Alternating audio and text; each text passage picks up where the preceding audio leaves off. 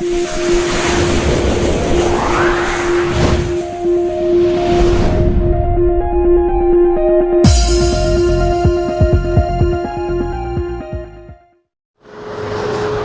Friends, my name is Prince Raj and welcome to your channel Dheeraj concepts. Friends, पिछले video में हम लोग 1 से 20 तक सेकेंड सेट का क्वेश्चन कर चुके थे, 1 से 10 तक। आज हम लोग करेंगे 11 से 20 तक। चलिए आते हैं क्वेश्चन नंबर 11। क्वेश्चन नंबर 11 क्या कहता है?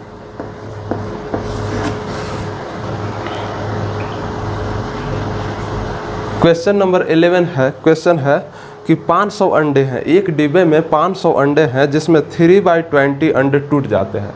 मैंने 3/25 भाग अंडा, टोटल अंडा का 3/25 भाग टूट जाता है और 4/5 भाग बेच दिया जाता है, तो कितना अंडा बच गया? तो देखिए 500 अंडा है, मान के चलिए ये डिब्बा है, इसमें 500 अंडे हैं, 500 अंडे हैं। इस 500 अंडे में से 3/25 भाग क्या होता है? टूट जाता है। यानी कितना अंडा टूटता है? तो 25 दूना के 50, यानी 20 तिहाई 60, यानी 60 अंडा तो टूट जाता है। तो अब कितना बचा? 60, 500 में से 60 अंडा टूट गया, तो टोटल अंडा अब कितना बचा? तो अब बचा 440। तो 440 अंडा बचा, जिसमें से 3/5 भाग बिक गया, यानी बेच दिया गया। 3/5 भाग बेच दिया गया, यानी कितना बेच दिया गया? तो 5 से 25 8 40 और 25 8 40, यानी 38 के 24 के 4 हासिल 2, 38 के 24 और 2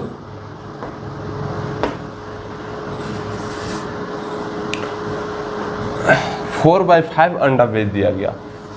क्वेश्चन में है कि 4/5 अंडा बेच दिया गया, तो कितना हुआ? तो 8 चौके 32 को 2 हासिल 3, 8 चौका 32 और 3 35, यानी 352 अंडा बेच दिया गया। तो अब कितना अंडा बचा? तो 440 माइनस 352, 440 माइनस 352, 8 यहाँ 8, यानी 88 अंडा बचा। ये क्वेश्चन का आंसर, इस क्वेश्चन का आंसर ऑप्शन नंबर बी, 88। ठीक है, चलिए अगले क्वेश्चन की ओर चलते हैं। अगला क्वेश्चन क्या कहता है? Question number 12। क्वेश्चन नंबर 12 क्या है कि 12 मीटर इंटू 10 मीटर का एक फर्श है, एक रूम है। मान के चलिए मेरा ये रूम है, ठीक है। इसकी लंबाई कितनी है? 12 मीटर, लंबाई 12 मीटर और चौड़ाई 10 मीटर है। इसमें हमको टाइल्स लगवाना है, फर्श में टाइल्स लगाना है।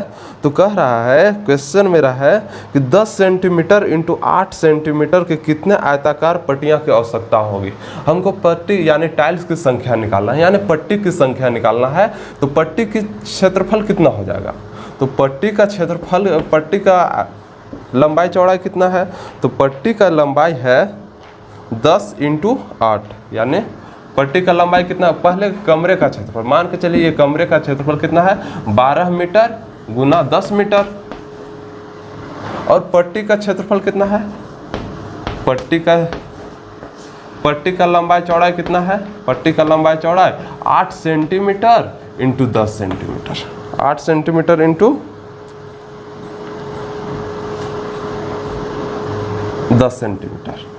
ठीक है, तो देखिए ये आपको ध्यान देना होगा कि देखिए ये मीटर में था और यहाँ पट्टी का जो लंबाई चौड़ा है वो सेंटीमीटर में है। तो या तो इस मीटर को सेंटीमीटर में बदल देंगे, या तो ये सेंटीमीटर को मीटर में बदल देंगे।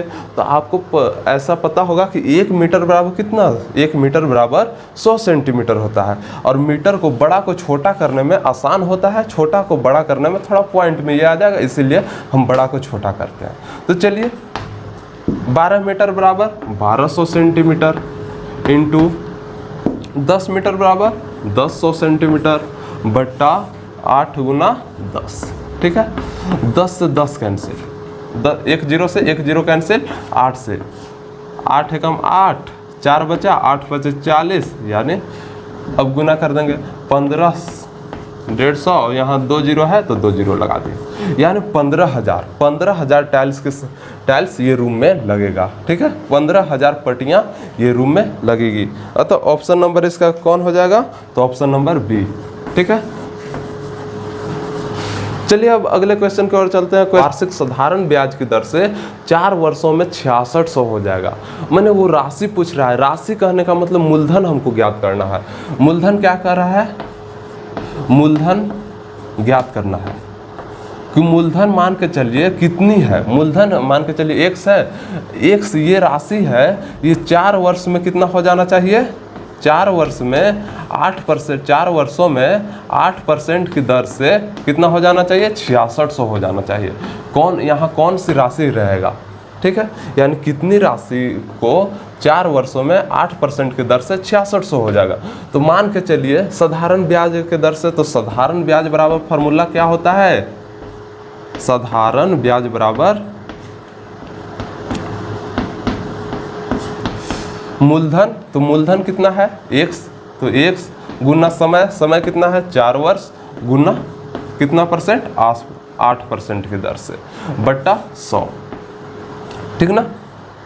तो यहाँ से 4 से 25 चौके 100, यानी ब्याज कितना हुआ, ब्याज 8x बाई 25। अब दिया है 6600 हो जाता है, तो 6600 यानी मूलधन प्लस ब्याज, जो मूलधन है और ब्याज है दोनों को जोड़ने के बाद हमारा ये मिश्रधन आता है। तो मूलधन कितना है, मूलधन x है और ब्याज कितना है 8x plus 25 is equal to कितना 6600, ठीक है। अब चलिए इसको सिंपल भिन्न के जोड़ की तरह बना देते हैं। 25 एलसीएम लेते हैं, 25 से x में 25x plus 8x is equal to 6600, ठीक है। अब 25 प्लस 8 कितना होता है, 25 प्लस 8 यानी 33x इज इक्वल टू, इसको क्रॉस मल्टीप्लिकेशन कर देंगे, तो 33x is equal to 6600 into 25,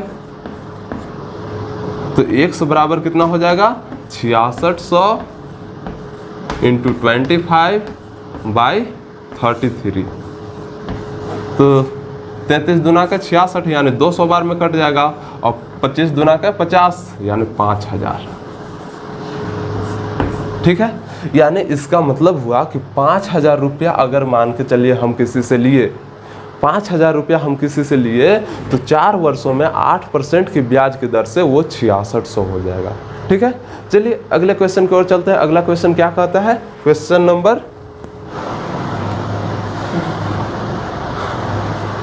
14 है कि एक वस्तु को 500 रुपया में बेचा जाता है। कितना में बेचा जाता है, 500 रुपया में बेचा जाता है, तो कुछ रुपयों की उसकी हानि होती है, यानी कुछ रुपया उसका मान के चलिए कुछ रुपया हानि होता है, और उसको जब 700 में बेचा जाता है, तो 700 में बेचा जाता है, तो जितना हानि हुआ उसका तिगुना लाभ होता है। जब 500 में बेचा गया, क्वेश्चन यही है कि जब 500 में बेचा गया तो उसको हानि होता है, कुछ रुपयों की हानि होता है, लेकिन जब 700 में बेचता है तो जितना हानि हुआ उसका तिगुना लाभ होता है। 700 में बेचता है तो लाभ होता है, जितना हानि हुआ उसका तिगुना, ठीक है। तो मान के चलिए हानि x मान लिए, मान के चलिए हानि कितना हुआ, 100 रुपया हानि हुआ। तो अब कह रहा है कि लाभ जब 700 में बेचेंगे तो लाभ कितना होगा, तिगुना लाभ होगा, तो यानी 3 गुना यानी 3x, और दोनों के बीच के अंतर कितना है 200, यानी सबको जोड़ देंगे तो 200 के बराबर आएगा, यानी 3x plus 4 x plus 3x यानी 4x इज इक्वल टू 200। तो x बराबर कितना होगा, x बराबर 200 बट्टे 4 यानी x बराबर 50 रुपया, ठीक है ना। तो क्वेश्चन मेरा कह रहा है, क्वेश्चन क्या है कि वह कितना वस्तु का क्रय मूल्य, वो वस्तु को कितना में खरीदा था, वस्तु को कितना में खरीदा था। जब 500 में बेचा तो उसको कुछ हानि हुआ, 700 में बेचा तो जितना हानि हुआ उसका तिगुना लाभ हुआ, तो दोनों को जोड़ दिए, यानी हानि जितना हुआ और जितना लाभ हुआ वो तो 200 के बराबर होगा, यानी 4x इक्वल टू 200, तो x बराबर 200 बट्टे 4 यानी x बराबर 50, ठीक है। तो वो कह रहा है क्रय मूल्य कितना था, तो तो 50 रुपया यानी उसको हानि हुआ था 50 रुपया, x बराबर यानी उसको x हानि हुआ था यानी 50 रुपया हानि हुआ, तो क्रय मूल्य कितना हो जाएगा, तो उसमें जोड़ देंगे 50 यानी 500 प्लस 50 यानी 550 रुपया क्या हो गया, क्रय मूल्य हो गया। ठीक है, यही आंसर हो गया। चलिए अगले क्वेश्चन की ओर चलते हैं। अगला क्वेश्चन क्या कहता है, क्वेश्चन नंबर 15। क्वेश्चन नंबर 15 है, एक फल विक्रेता 1 रुपए में 2 नींबू खरीदता है। एक फल विक्रेता है जो 1 रुपए में कितना नींबू खरीदता है, 2 नींबू खरीदता है, और बेचता कितना है, बेचता है 3 रुपए में 5 नींबू खरीदता है। तो 1 रुपए में 2 नींबू खरीदता है यानी 1 नींबू का दाम कितना हो गया, 1 नींबू का दाम 1/2 रुपया। 1 रुपया में 2 नींबू, तो 1 नींबू का दाम 1/2 रुपया, और 3 रुपया में 5 नींबू बेचता है, तो 1 नींबू कितना में बेचता है, तो 1 नींबू का दाम 1 नींबू कितना में बेचा, तो 3/5 रुपया में। तो कह रहा है कि लाभ प्रतिशत कितना होगा, तो लाभ प्रतिशत निकालने के लिए पहले आपको देखना होगा कि लाभ कितना होगा। तो लाभ बराबर क्या होता है, लाभ बराबर विक्रय मूल्य माइनस विक्रय मूल्य माइनस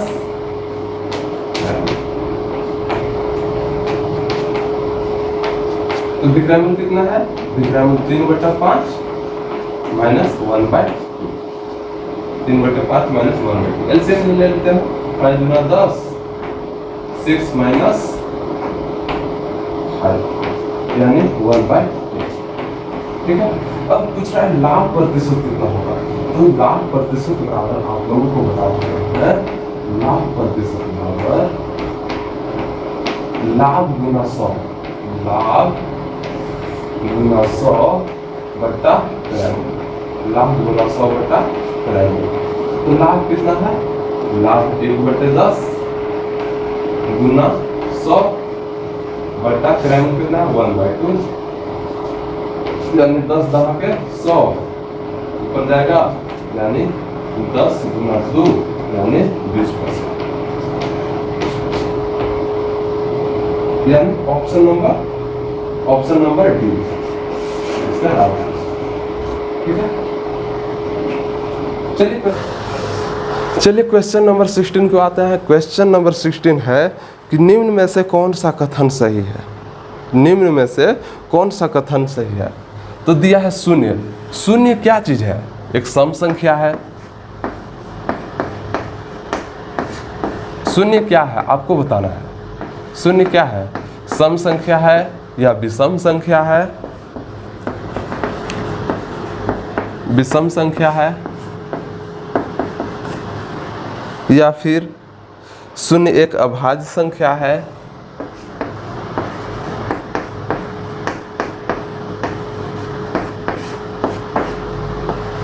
अभाज्य संख्या है, या फिर शून्य न तो सम है और न ही विषम है। आपको बताना है कि शून्य कौन सा संख्या है, या सम है कि विषम है कि अभाज्य संख्या है या कुछ नहीं है। तो देखिए शून्य, आपको सम संख्या के बारे में पता होना चाहिए कि सम संख्या कहते किसको है। तो पहले सम संख्या के बारे में मैं आपको बता दूं, सम संख्या क्या होता है।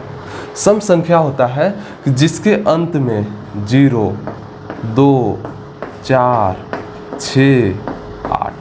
आप लोग को सम संख्या के बारे में ये भी पता होगा कि इसको तो सम संख्या के बारे में आपको ये पता होगा कि जो 2 से पूरा विभाजित हो जाए वो सम संख्या है, जो 2 से पूरा विभाजित हो जाए वो सम संख्या है।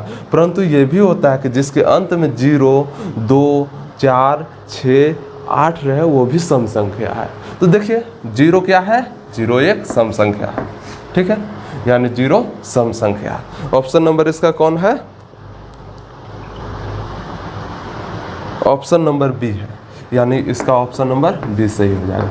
ऐसे हम लिखे हैं इसको ए में, इसको बी में, इसको सी में, और एक था जिसमें न तो सम है और न ही विषम है।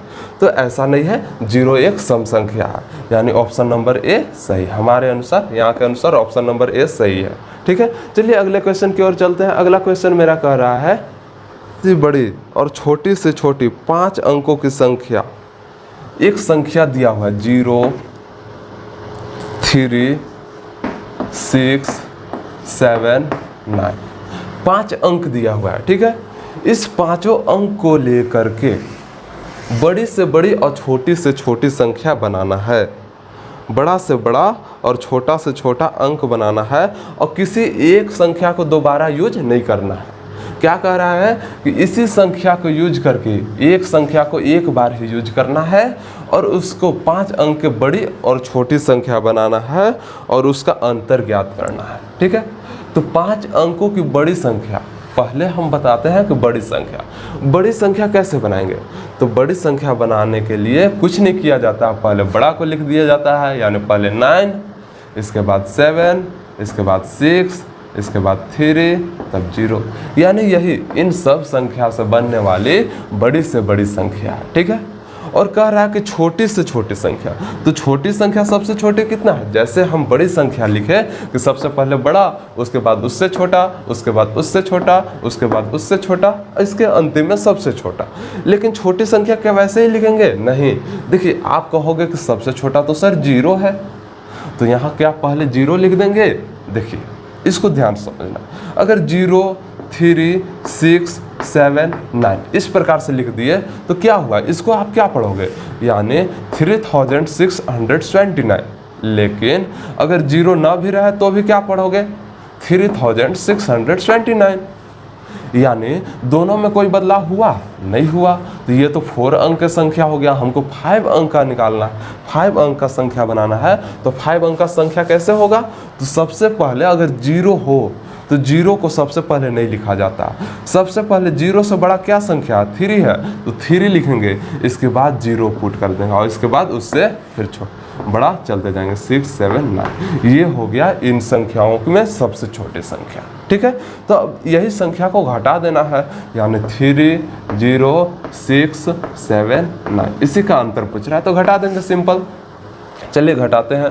10 में से 9 1, 12 में से 5, 12 में से 7 5, यहाँ 15 में से 6 9, 6 माइनस 0 6, और फिर यहाँ 9 माइनस 3 6, यानी यही आंसर है, यानी 6695 हुआ। Option number C, option C इसका राइट आंसर। चलिए क्वेश्चन नंबर अगला, क्वेश्चन नंबर 18। क्वेश्चन नंबर 18 की ओर आते हैं। क्वेश्चन नंबर 18 है कि एक संख्या दिया हुआ, क्या संख्या है? 5843546। इसमें देखिए 2 5 5 है, 2 जगह 5 5 है, और कह रहा 5 का स्थानीय मानों का योग क्या होगा। इसका स्थानीय मान निकालना है और उन लोग को जोड़ना है। 5 का स्थानीय मान निकाल करके और उसको जोड़ना है। 5 का स्थानीय मान क्या होगा देखते हैं। तो आपको पता होगा स्थानीय मान कैसे निकाला जाता है। स्थानीय मान यानी उसका स्थान वैल्यू, यानी 6 है तो 6 लिख देंगे। एक बार सब का स्थानीय मान निकाल के बता दे रहे हैं। तो 5 है तो यहाँ क्या 5 लिख देंगे? नहीं, 5 है तो उसके बाद कितना अंक है? 5 है तो 5 लिख दिए, उसके बाद जितना अंक रहा उतना 0 बैठाते हैं। यहाँ 3 है तो 3 लिख दिए, उसके बाद कितना अंक है? 2 अंक है, तो यानी 2 0। इसके बाद 4 है तो 4 लिख दिए, इसके बाद कितना 0? 1 2 3, तो 3 0। इसके बाद 8 है तो 8 लिख दिए, और 8 के बाद कितना अंक है? 1 2 3 4, तो यहाँ 4 0, ये 1 2 3 4। इसके बाद 5 लिख दिए तो 5, और इसके बाद क्या अंक है? 5 अंक, 1 2 3 4 5। इस प्रकार से स्थानीय मान निकलता है। तो कह रहा है कि 5 का स्थानीय मान, 5 का स्थानीय मान और उसका जोड़ करना है। तो 5 मेरा एक यहाँ है और एक यहाँ है, तो दोनों को जोड़ देंगे, यानी 5 पर कितना 0? 1 2 3 4 5, 5 पर 5 0, 1 2 3 4 5 प्लस 50, यानी 50 को जोड़ देंगे तो क्या होगा? 0 5 0 0 0 5, यानी इतना आंसर। देखिए option number 500050। Option number D, इस क्वेश्चन का आंसर क्या हो गया? Option number D. चलिए हमें विश्वास है कि आपको बहुत अच्छी तरह समझ में आ रहा होगा। चलिए क्वेश्चन नंबर आगे चलते हैं। Question number 18। Question number 18, question number 18 है कि प्रथम 100 प्राकृतिक संख्याओं में 3 और 5 दोनों से भाग जाने वाली संख्या कितनी है? प्रथम 100 प्राकृतिक संख्या। 100 प्राकृतिक संख्या किसको कहते हैं? तो गिनती की सभी संख्या प्राकृतिक संख्या होती है। यानी 1 से आप कभी 0 से गिनना, किसी व्यक्ति, आप व्यक्ति को गिन रहे हो, अब आप कभी 0 से गिनना स्टार्ट करते हो? नहीं, जब भी स्टार्ट करते हो तो 1 से। तो गिनती की सभी संख्या यानी 1 से स्टार्ट करके और कितना तक, तो इन्फिनिटी तक, उसको प्राकृतिक संख्या कहते हैं। यानी उसका कोई लिमिट नहीं होता कि कहाँ तक आप जा सकते हो। तो यानी 1 से लेकर के और इन्फिनिटी, अनंत तक आप जा सकते हो, उसको प्राकृतिक संख्या कहते हैं। तो कह रहा है 1 से 100 तक, कि कहाँ तक? 1 से 100 तक, प्रथम 100 यानी 1 से 100 तक। प्राकृतिक संख्या में से 3 और 5 दोनों से, 3 से भी और 5 से भी, दोनों से विभाजित होने वाला संख्या निकालना है। 1 से 100 के बीच 3 से और 5 से, दोनों से विभाजित होने वाला संख्या कितना होगा? तो पहले ऐसे क्वेश्चन में पहले क्या किया जाता है कि दोनों का एलसीएम ले लो। दोनों का एलसीएम 3 और 5 का एलसीएम 15 हो जाएगा ना। तो ये कुछ से नहीं कटेगा, तो दोनों को सिंपल मल्टीप्लाई कर देते हैं। तो 3 और 5 का एलसीएम कितना हो गया? 15 आ गया। तो 15 का गुणज हम निकाल लेंगे 100 से पहले तक। तो 15, 15 30, 15 45, 15 चौके 60, 15 पचे 75 और 15 छक्का 90। 15 सत्ते 105 होता है। तो 105 देखिए 100 से तो बड़ा हो गया, लेकिन हमें 100 से तो पहले कहा है, 100 से आगे जाने के लिए नहीं कहा, तो 105 को नहीं लेंगे। यानी टोटल संख्या कितनी है? 6। यही आपका आंसर हो गया। ठीक है, समझ में आ गया? यानी option number C, option C answer. Question number 19 है कि 3, 4, 5 और 6 से भाज्य होने वाले, एक क्वेश्चन है कि 3, 4, 5 और 6 इन सब से भाग लगने वाली संख्या बताना है। ऑप्शन दे दिया है, ए में है 36, बी है 60, सी है 80 और डी है 90। आपको बताना है कि इनमें से किस संख्या में, ये option number A B C D, इनमें से किस संख्या में सब इन चारों से भागा चल जाएगा, आपको देखना है। तो आप ऐसे भी देख सकते हो, पहले बारी बारी से करके, लेकिन ऐसे करने में आपको समय बर्बाद होगा, आपका समय ज़्यादा होगा। इसको सिंपल तरीके से कैसे किया जाता है, तो सबको एलसीएम ले लीजिए। 3, 4, 5 और 6 सबको एलसीएम लेते हैं। तो 3 से 3 1 जा 3, 5, 4, 5, 3 2 जा 6। अब गुना कर दीजिए, 5 दुना, फिर 2 से कटेगा तो 2 से भी काट देते हैं। 2 से 1, 2 2 जा 4, 5 और 1, यानी 5 2 जा 10, 10 2 जा 20 और 23 जा 60, यानी इसका आंसर हो गया 60।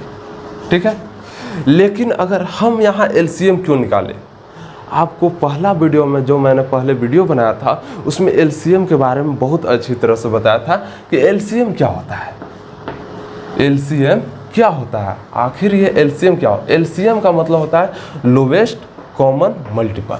Lowest common multiple, lowest common multiple का मतलब हुआ कि जिस संख्या का एलसीएम निकालते हैं, जिन संख्या का एलसीएम निकालते हैं, जो एलसीएम आता है, वो एलसीएम जो एलसीएम आता है, उस एलसीएम में इन सभी संख्याओं, जितनी संख्या का हम एलसीएम निकालते हैं, उन सभी संख्याओं से उसमें भाग चल जाता है, इसीलिए एलसीएम निकालते हैं। तो इन सभी में 60 में भाग चल गया। लेकिन अगर 60 यहाँ ऑप्शन में 60 नहीं रहता तब क्या करते, तो 60 का गुणज देखते। गुणज करने का मतलब 60 का गुणज है 60 दूना 120, फिर 180, फिर 240। इस प्रकार इसमें से कोई ऑप्शन दिया हुआ रहता, उसको टिक करते। ठीक है, चलिए, शायद नंबरिंग में मिस्टेक हो चुका है। 20 नंबर मेरा क्वेश्चन फाइनल हो चुका है। Thanks for watching.